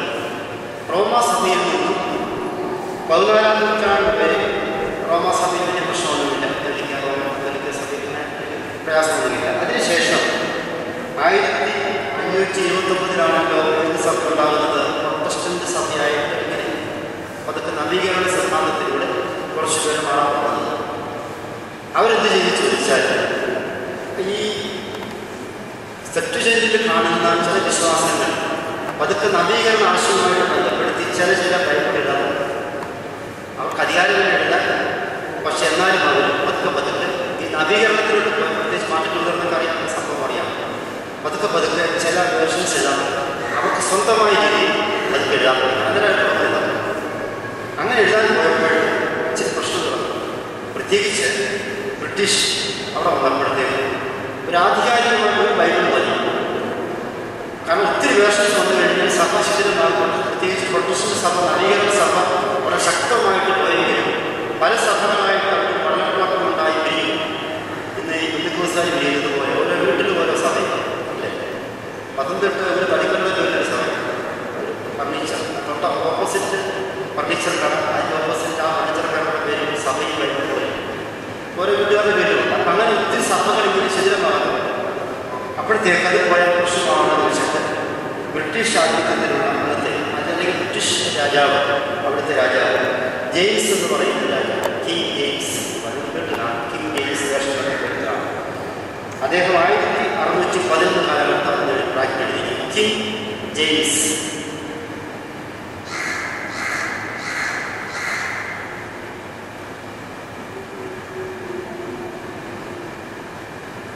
ഈ ബൈബിൾ ലാറ്റിൻ ഭാഷയിലേക്ക് ഒന്ന് ട്രാൻസ്ലേറ്റ് ചെയ്തു. ലാറ്റിൻ ഭാഷയിൽ ബൈബിൾ ഉണ്ടല്ലോ, ഇംഗ്ലീഷിലേക്ക് ഒന്ന് ട്രാൻസ്ലേറ്റ് ചെയ്യണം. ഇംഗ്ലീഷ് ലാറ്റിൻ ബൈബിൾ നേരത്തെ വാക്കുവരിച്ചെന്ന് പറഞ്ഞ ബൈബിളുണ്ട്, അതിനെപ്പറ്റി പറഞ്ഞില്ല, സമയമില്ലാത്ത പറഞ്ഞിരുന്നുള്ളൂ. ആ ബൈബിൾ അല്ലെങ്കിൽ ടെക്സസ് ഉപയോഗിച്ചിട്ട് കിങ് ജെയിംസ് വേർഷൻ എന്ന് പറയുന്ന ഇംഗ്ലീഷ് പുസ്തകം മനോഹരമായി അദ്ദേഹത്തിൻ്റെ ആജ്ഞയാൽ എഴുതപ്പെട്ടു. അതിനെയാണ് കിങ് ജെയിംസ് വേർഷൻ എന്ന് പറയുന്നത്. KJV എന്ന് പറയുന്നത് 1611 കിങ് ജെയിംസ് വേർഷൻ. ഒരുപാട് ബൈബിൾ അതിനുശേഷം ഉണ്ടായിട്ടുണ്ട്. ഒരുവിധം ഇംഗ്ലീഷിലുള്ളതിൽ നമുക്ക് ഇച്ചിരി കുറച്ച് ആശ്രയിക്കാൻ പറ്റുന്നൊരു ബൈബിളാണ് ഏത് ബൈബിൾ? King James version. നിങ്ങൾക്കൊന്ന് വായിച്ചു കൊടുക്കാൻ ആഗ്രഹിക്കുകയാണെങ്കിൽ കിങ് ജെയിംസ് വേർഷൻ KJV എന്ന് ചോദിച്ചാൽ മതി. ഇംഗ്ലീഷ് ബൈബിൾ വായിക്കുന്നത് KJV. അതിൻ്റെ പുതിയൊരു വേർഷൻ പറയുന്നുണ്ട്, റിവൈസ്ഡ് സ്റ്റാൻഡേർഡ് വേർഷൻ RSV. ആ കിങ് ജെയിംസ് വേർഷൻ അതിൻ്റെ പുതിയൊരു വേർഷൻ പറയുന്നുണ്ട്. ഇപ്പോഴത്തെ ഭാഷയിൽ മറ്റേത് പഴയ ഭാഷ, പഴയ ഭാഷ കിങ് ജെയിംസ് വേർഷൻ്റെ. പക്ഷേ നല്ല ഒരു പരിഭാഷ, ഏകദേശം കുറച്ചൊക്കെ നീതി പുലർത്തിയിട്ടുള്ള ഒരു പരിഭാഷ കിങ് ജെയിംസ് വേർഷൻ. അതിൻ്റെ പുതിയ പരിഭാഷയാണ് RSV, റിവൈസ്ഡ് സ്റ്റാൻഡേർഡ് വേർഷൻ. ഞാനൊരു ബൈബിൾ കൊണ്ടുവന്നിട്ടുണ്ട്. ഈ ബൈബിൾ എന്ന് പറയുന്നത് ഇതൊരു 4 ബൈബിൾസ് ചേർത്ത് പാരലൽ ബൈബിൾ എന്ന് പറയും. അറിയാം, ഇതിൽ 4 ബൈബിളുണ്ട്. ഈ ബൈബിളിൽ ഒരു തുറന്നു കഴിഞ്ഞാൽ ആദ്യം എനിക്ക് വരുന്നത് കിങ് ജെയിംസ് വേർഷൻ, മോഡേൺ ലാംഗ്വേജിലെ Bible, living Bible, revised standard version. ഇതിൽ പാരലൽ സാധാരണ വായിക്കണമെന്നില്ല, അത് പഠിക്കാൻ വേണ്ടി മാത്രം പഠിച്ചാൽ ബൈബിളുകൾ പഠിച്ചിരിക്കും. ഓരോ വാക്കുകളുടെ വ്യത്യാസം ശരിക്കും മനസ്സിലാക്കുന്നത് പഠിച്ചാലും അങ്ങോട്ട് നോക്കിയാലും ഓരോ വേർഷനിലും വരുത്തിയിരിക്കുന്ന വ്യത്യാസം മനസ്സിലാകും. കിങ് ജെയിംസ് വേർഷൻ പുതിയ നല്ല വേർഷനാണ്. RSV ഇരിക്കട്ടെ. അങ്ങനെ KJV എന്ന് പറയുന്ന ബൈബിൾ ബ്രിട്ടീഷ്, ഇവിടെ ഇംഗ്ലണ്ടിൽ 2 ചർച്ചുണ്ട്. ഈ പ്രൊട്ടസ്റ്റന്റ് ചർച്ചുണ്ട്, ഹൈ ചർച്ച്, ലോ ചർച്ച്. നമ്മുടെ ഈ CSI പോലെയുള്ള ചർച്ചകളാണ്. ഇംഗ്ലണ്ടിലാണ് high church, low church. High ചർച്ചും ലോ ചർച്ചും ഒത്തിരി പഠിക്കാൻ പോകണ്ട, ഇത്ര വർത്താൻ മതി. 2 സഭകളായിട്ടുള്ള ഒത്തിരി സഭകളെ പറയാമെന്നുണ്ടെങ്കിൽ അവർ 2 പേരും 2 സഭകളും, ഇംഗ്ലണ്ടിലുള്ള 2 സഭകളും ഈ ബൈബിളിനെ അംഗീകരിച്ചിട്ടുണ്ട്. നമ്മളും ഏകദേശം ഒക്കെ ഇതിനെ പഠിപ്പിക്കാനൊക്കെയാണ് എടുത്തിരിക്കുന്ന പുസ്തകം. ഏകദേശം നമ്മുടെ ബൈബിൾ തന്നെ യഥാർത്ഥത്തിൽ പെഷിത്ത എന്ന് പറയുന്ന ബൈബിൾ നമ്മൾ അതിനെപ്പറ്റി ഒരു വാക്കിനെ പറയാം, ശ്രദ്ധിക്കുക. അങ്ങനെ ഈ ഇംഗ്ലീഷ് KJV ബൈബിളിൽ നിന്നാണ്, അതായത് KJV കിങ് ജെയിംസ് വേർഷനിൽ നിന്നാണ് നമ്മുടെ ഈ മലയാള ബൈബിൾ ഉണ്ടായത്. ഈ BSI ബൈബിൾ ഉണ്ടായത്. BSI ബൈബിൾ എന്ന് പറഞ്ഞാൽ ബൈബിൾ സൊസൈറ്റി ഓഫ് ഇന്ത്യയുടെ ഈ ബൈബിൾ ഉണ്ടായിരുന്നു. പക്ഷേ അത് മാത്രം എഴുതിയാൽ ഇതാണ് ആധികാരികമായിട്ട് എടുത്തിരിക്കുന്ന ആധികാരികമായിട്ട് എടുത്തിരിക്കുന്ന ഒരു വേദപുസ്തക വേർഷൻ കിങ് ജെയിംസ് വേർഷൻ എന്നാണ് ഇവിടെ നമ്മൾ പഠിച്ചപ്പോൾ ശരിക്കും മനസ്സിലാകാനിടയായത്. ഇനി മലയാളം ബൈബിളിൻ്റെ ഹെഡിങ്ങിൽ ചുരുക്കത്തിൽ വാക്കുകൾ നിർത്തുക സമയം കൂടി പോകുന്നു.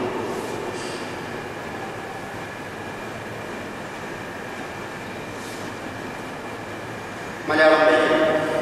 മലയാളം ബൈബിളിൽ അടുത്തത് കേട്ടതാണ് കായംകുളം വീരുപോസ് കേട്ടായിരുന്നു. അദ്ദേഹത്തിൻ്റെ ചരമഭാഷയും ഭയങ്കരമായിട്ട് കൊണ്ടാടി, കായംകുളത്ത് വണ്ടിൻ്റെ വലിയ ഗുരുതരമായിട്ട് കൊണ്ടാടി. ശ്രദ്ധിക്കുക, 1886 വരെ 1811 വരെ മലയാളത്തിൽ ബൈബിളില്ലായിരുന്നു. മനസ്സിലാക്കുക, 1811 വരെ നമുക്ക് മലയാളത്തിൽ വായിക്കുവാൻ ഭാഗ്യമില്ലായിരുന്നു. ഏതേ ഉണ്ടായിരുന്നു? ഹീബ്രുവിലോ ഗ്രീക്കിലോ ഇംഗ്ലീഷിലോ ലാറ്റിൻ സുറിയാനിയൊക്കെ ഉണ്ടായിരുന്നു. സുറിയാനി പേപ്പർ ഉണ്ടായിരുന്നു, മലയാളത്തിലായിരുന്നു 1811 വരെ. പക്ഷെ ചില മൽപ്പാക്കാരുടെ കയ്യിൽ വേദപുസ്തകം ട്രാൻസ്ലേറ്റ് ചെയ്ത് മലയാളത്തിലുണ്ടായിരുന്നു. പക്ഷെ എന്നാലും ഫുള്ളായിട്ട് ക്രമീകൃതമായ രീതിയിൽ ഇല്ല. 1806 പെട്ടെന്ന് പറയാൻ ബുക്കാനും സായിപ്പ മലയാളിക്ക് എഴുതാൻ പറ്റും. മലയാളിക്ക് വയ്യാനും സായിപ്പന്മാരെന്ന് എഴുതി തന്നത് അതിപ്പോൾ സഹായിച്ചു. ബുക്കാനും സായിപ്പ ഇത് മനസ്സിലാക്കേണ്ടത് വലിയ ദിവന്യാസിനോട് ആവശ്യപ്പെട്ടു തദ്ദേശീയ ഭാഷയിൽ ഉണ്ടാകും. കാരണം ഇവിടെ ലാറ്റിൻ വാൾഗേറ്റോ അല്ലെങ്കിൽ സുറിയാനി ഫിഷിൻ്റെ എലക്സസോ എന്നുകൊണ്ട് തന്നെ ജനത്തിന് മനസ്സിലാകാത്തത് മലയാളത്തിൽ ഉണ്ടാകുന്ന നല്ലതാണ്. ആരോട് ആവശ്യപ്പെട്ടു? വലിയ ദിവന്യാസിയോസ് തിരുമേനിയോട് മെത്രാപ്പോലീത്തയോട് ആവശ്യപ്പെട്ടു. അത് അദ്ദേഹത്തിന് സന്തോഷമായി. ഉടൻ തന്നെ അദ്ദേഹം വലിയ ദിവന്യാസിയോസായി ഏൽപ്പിച്ചു. കായംകുളം വീരുപോസ് മൽവാനി അദ്ദേഹം സുറിയാനി പണ്ഡിതന് ഒക്കെയാണ് അദ്ദേഹത്തെ ഏൽപ്പിച്ചത്.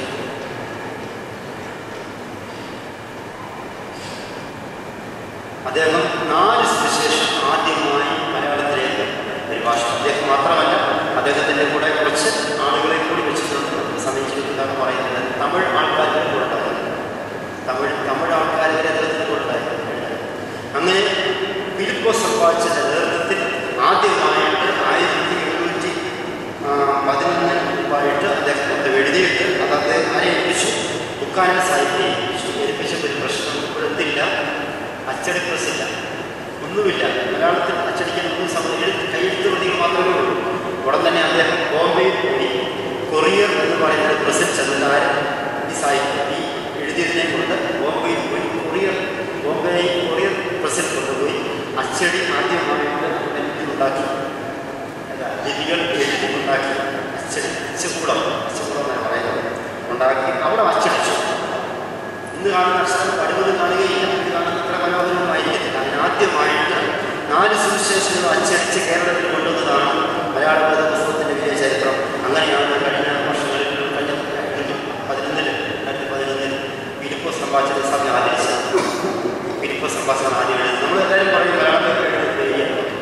അത് ശരിയാണ്, മൊത്തം എഴുതിയ അദ്ദേഹം. പക്ഷേ ആദ്യമായിട്ട് 4 സുവിശേഷം വളരെ ഭംഗിയായിട്ട് ഇറക്കുവാൻ സാധിച്ചത് ആരാണ്?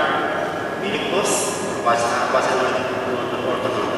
എന്തായാലും ശരി തന്നെ. അതിങ്ങനെയാണ് ആദ്യത്തേത്. രണ്ടാമത്തത് ഇതിന് പുറത്ത് എഴുതാനായിട്ടുള്ളത് ബെയ്ലി ബൈബിൾ എന്നാണ് പറയുന്നത്. പഠിക്കാൻ വേണ്ടി മാത്രം എഴുതിയാൽ അത് ഒരു വാക്കുകൾ പോലെ എഴുതി. കേണൽ മൺട്രോ, നമ്മൾ കേട്ടിട്ടുള്ള പേരാണ്. Colonel Munro Sahib.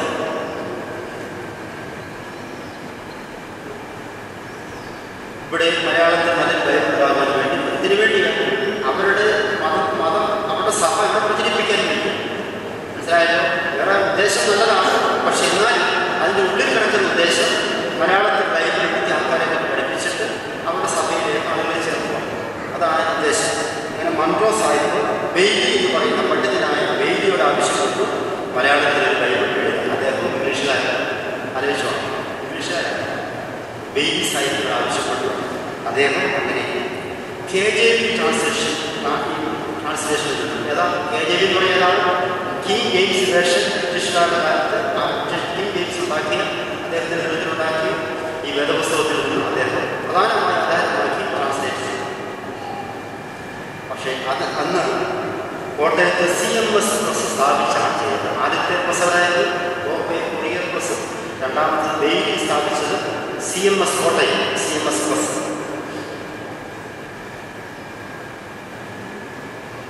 സ്ഥാപിച്ചിട്ട് 1829.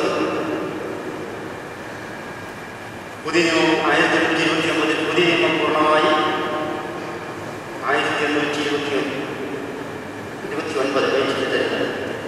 1735 old testament. So പഴയ നിയമവും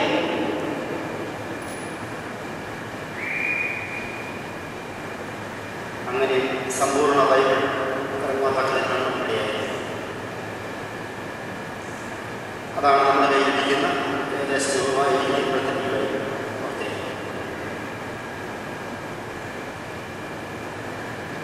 പക്ഷെ ഒരു ചെറിയ പ്രശ്നമുണ്ടായി. സാഹിബ് എഴുതിയപ്പോൾ അദ്ദേഹം ഏത് സമയം പറഞ്ഞു ഇംഗ്ലീഷ് ചർച്ചിൽപ്പെട്ട പ്രൊട്ടസ്റ്റന്റ് ചർച്ചിൽപ്പെട്ട ആളായതുകൊണ്ട് ചെറിയ പ്രശ്നമുണ്ടായി. അദ്ദേഹം ഇങ്ങനെ ട്രാൻസ്ലേറ്റ് വർഷത്ത് വന്ന കൂട്ടത്തിൽ നമ്മുടെ സഭയുടെ വിശ്വാസവുമായിട്ട് ബന്ധപ്പെട്ട ഒത്തിരി വിശ്വാസം KJV-യിലുണ്ട്. അതായത് ഒറിജിനൽ ബുക്കിൽ KJV ഒത്തിരി ഒഴിവാക്കിയിട്ടുണ്ട്. KJV ഉദ്ദേശിക്കുന്നത് ഇംഗ്ലീഷ് ബൈബിൾ. പക്ഷേ ഈ KJV ബൈബിളിൽ ഉള്ളതും അതുപോലെ അദ്ദേഹം ട്രാൻസ്ലേഷൻ ചില ഭാഗം വിളിക്കണം. അങ്ങനെ വന്നപ്പോഴാണ് ഒത്തിരി പ്രശ്നങ്ങൾ ഇപ്പോൾ ഉള്ളത്. അവിടെയാണ് നമ്മൾ കിടന്ന് നമ്മുടെ അമ്മച്ചിമാരും അമ്മമാരും ഒക്കെ വഴുതി മറ്റ് സഭയിലേക്ക് പോയി പോകും. അതായത് ചില ട്രാൻസ്ലേഷൻ ചില പ്രശ്നങ്ങൾ, ഉദാഹരണം അദ്ദേഹം ചില ഭാഗങ്ങൾ കൂട്ടിച്ചേർക്കാം, ചില ഭാഗങ്ങൾ അദ്ദേഹം വിട്ടുകളയാൻ, ചില വാക്കുകൾ അങ്ങനെയാണ് സ്ത്രീയെ നിനക്കും തമ്മിൽ എന്ന് അങ്ങനെ വാക്കില്ല. ഞാൻ സമയമില്ലാത്തതുകൊണ്ടാണ് അല്ലെങ്കിൽ ഞാൻ അടിവരയിട്ട് പുസ്തകത്തിൽ ഇതിൻ്റെ ട്രാൻസ്ലേഷൻ നമ്മുടെ PSI ട്രാൻസ്ലേഷൻ ഞാൻ വായിക്കാൻ വേണ്ടി പോകുന്നത്. നമുക്ക് സമയമില്ലാത്തതുകൊണ്ട് ഞാൻ ഈ പുസ്തകം സമയമില്ലാത്തതോട് വെക്കുകയും ഞാൻ പെട്ടെന്ന് ഞാനത് പറഞ്ഞു പോയിക്കോളാം. അവിടെ പറയുന്നത് പല ട്രാൻസ്ലേഷനിലും ഒത്തിരി പിശക് വരുന്നുണ്ട്. ഒരുപാട് വലിയ കാര്യമായ പിശകാണ് വരുത്തി. അങ്ങനെ ഒരു പിശകാണ് ഇപ്പോൾ നമ്മൾ കേട്ടാൽ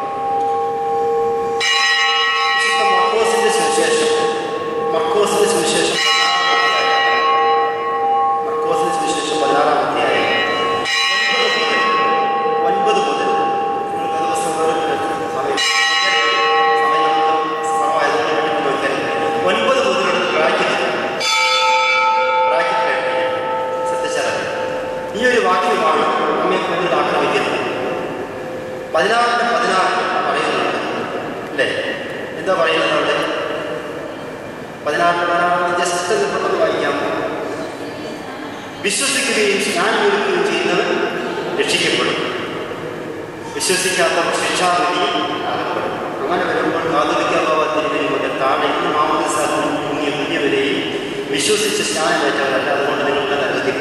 അതുകൊണ്ട് ഏത് സ്നാനം കേൾക്കണം? വിശ്വസിച്ച് സ്നാനം കേൾക്കണം. വിശ്വസിക്കാത്തവർ ശിക്ഷാവിധിയിൽ എന്ന് പറഞ്ഞിട്ട് നമ്മൾ കേട്ടാം.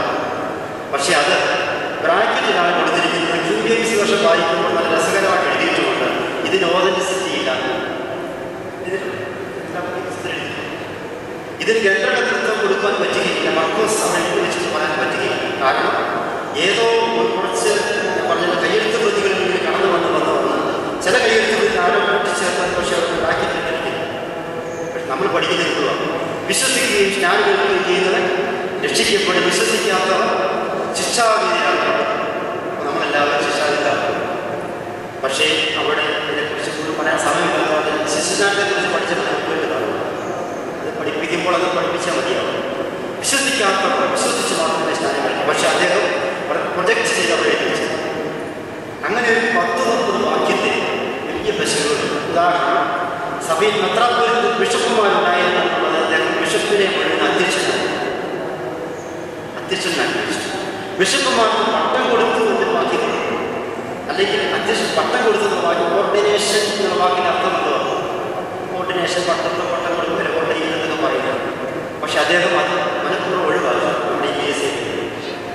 അതുപോലെ തന്നെ മാതാവുമായിട്ട് ബന്ധപ്പെടുത്തി മരിച്ചവരുടെ പുനരുദ്ധാനവുമായിട്ട് മരിച്ചവരെ കുറിച്ചുള്ള പ്രാർത്ഥനയുമായിട്ട് ബന്ധപ്പെടുത്തി ഒരുപാട് വാക്യങ്ങളുണ്ടായി.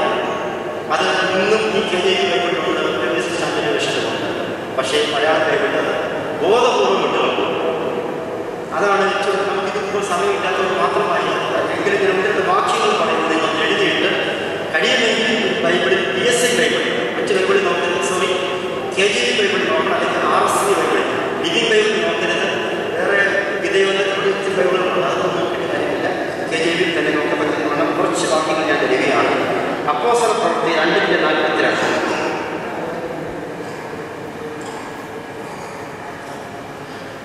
അവിടെ പറയുന്നത് വിശ്വാസ സത്യങ്ങൾ എന്ന് പറയുന്നതിന് പകരം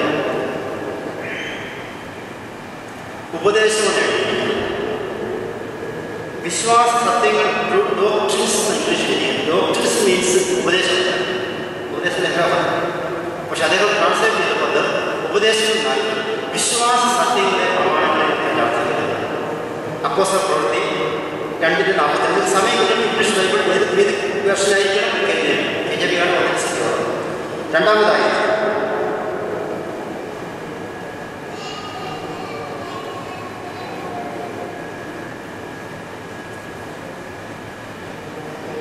സ്ത്രീകളിൽ നീ അനുഗ്രഹിക്കപ്പെട്ടവർ, ലൂക്കോസിന്റെ സുവിശേഷം 1:27.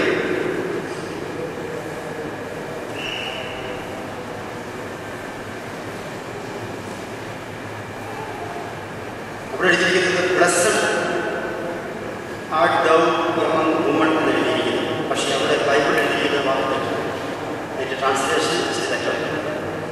അടുത്തത് സമയത്ത് ഓടിച്ച് നോക്കുകയാണ്. അപ്പോസ്തല പ്രവൃത്തി 2:47. അവിടെ എഴുതിയിരിക്കുന്നത്, ഇംഗ്ലീഷിൽ എഴുതിയിരിക്കുന്നത് the Lord ordered the church such as should be saved എന്ന് എഴുതിയിരിക്കുന്നത്. ഷുഡ് ബി സേവ്ഡ് എന്ന് രക്ഷിക്കപ്പെടേണ്ടവർ.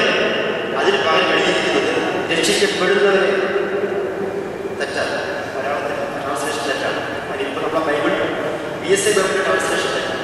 രക്ഷിക്കപ്പെടുന്നവരെ എഴുതിയിരിക്കുന്നു, പക്ഷേ എഴുതേണ്ടത് രക്ഷിക്കപ്പെടേണ്ടവരെ സഭയിൽ ചേർത്തു എഴുതേണ്ടത്. പക്ഷെ എഴുതിയിരിക്കുന്നത് രക്ഷിക്കപ്പെടുന്നവരെ.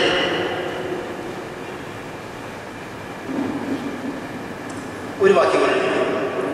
അപ്പോസ്തല പ്രവൃത്തി 14:23. അപ്പോസ്തല പ്രവൃത്തി 14:23. അവിടെ കിംഗ് ജെയിംസ് വേർഷന്റെ വേർഷൻ ഇങ്ങനെയാണ്: they had ordained them. they had ordained എന്ന് പറയുന്നത് പട്ടം കെട്ടി പട്ടം കൊടുത്തു. ഇവിടെ എഴുതിയിരിക്കുന്നത് നിയമിച്ചത്.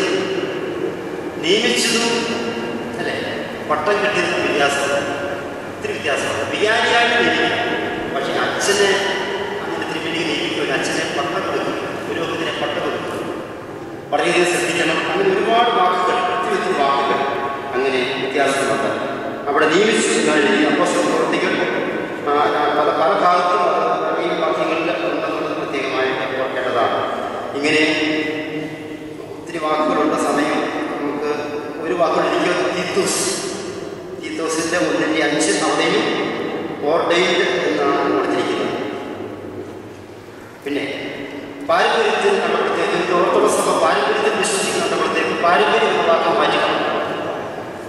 വായിച്ചേൽപ്പിക്കാം. മർക്കോസിന്റെ സുവിശേഷം 7:8 വാക്യം.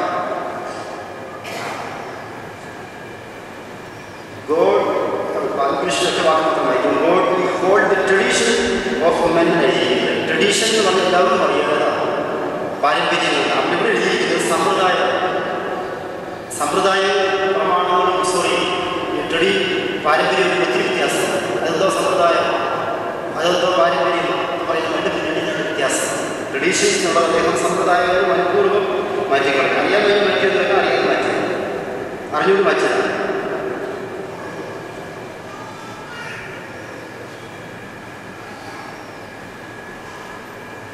കോട്ടെ സമയം കാരണം ഒരു 10-30 നമ്മളുണ്ടായാലും നമുക്ക് ഒത്തിരി പോയി എഴുതാൻ സമയമില്ല. ഒരു ചെറിയൊരു കാര്യം എഴുതിയിട്ട് നിർത്തുകയാണ്. ചെറിയൊരു കാര്യം, ഒരു വാക്യം പെഷിത്ത അതുകൊണ്ട് എഴുതിയിട്ടാണ്. പെഷിത്ത ഒരു വാക്യം മാത്രം എഴുതി.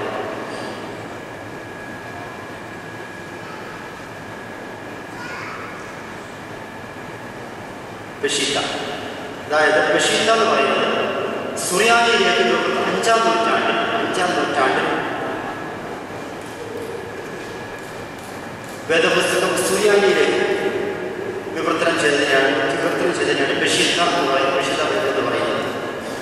സുറിയാനിയിലേക്ക് ഭാഷ മാറ്റി എഴുതിയ പുസ്തകമായ ബഷീർ ബൈബിൾ. അതാണ് സുറിയാനി ക്രിസ്ത്യാനികളുടെ ഔദ്യോഗിക ബൈബിൾ. ബഷീർ ബൈബിളാണ് നമ്മളിപ്പോൾ നമ്മുടെ ബൈബിളായിട്ട് നമ്മൾ ഏറ്റവും അംഗീകരിക്കുന്നത്. ഏത് ബൈബിളിനെ? ബഷീർ. ചിലപ്പോൾ ശീത്ത എന്നൊക്കെ കേൾക്കുന്നതാണ്, പക്ഷേ ബഷീർ ബൈബിൾ 5-ാം നൂറ്റാണ്ടിലാണ് അതായത്.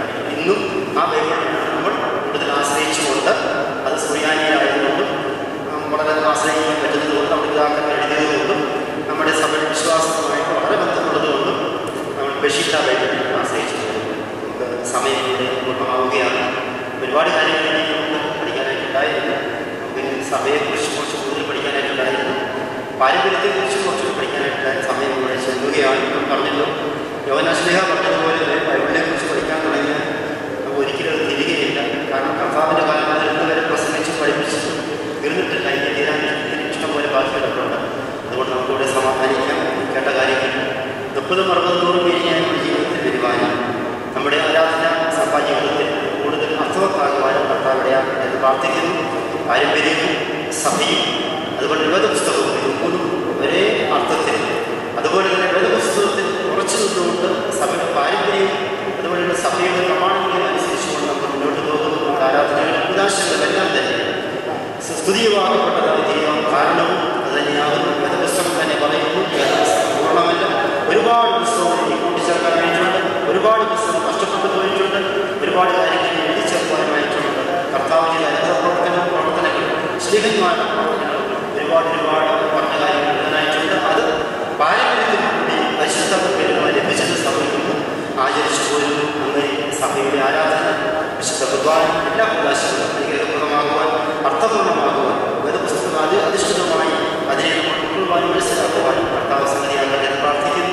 ഇത്രയും നേരം വളരെ സത്യമായി കേൾക്കുന്ന എല്ലാവരെയും ദൈവം പ്രാർത്ഥിക്കുന്നു. ഇങ്ങനെയൊരു അവസരങ്ങളിലുള്ള പ്രത്യേകമായ നന്ദി സന്തോഷവും ബഹുമാനപ്പെട്ട പ്രഭാഷകരോടും ബഹുമാനപ്പെട്ട വന്യ വൈദിക ശ്രേഷ്ഠരോടും അറിയിച്ചുകൊണ്ടും ദൈവം എല്ലാവരെയും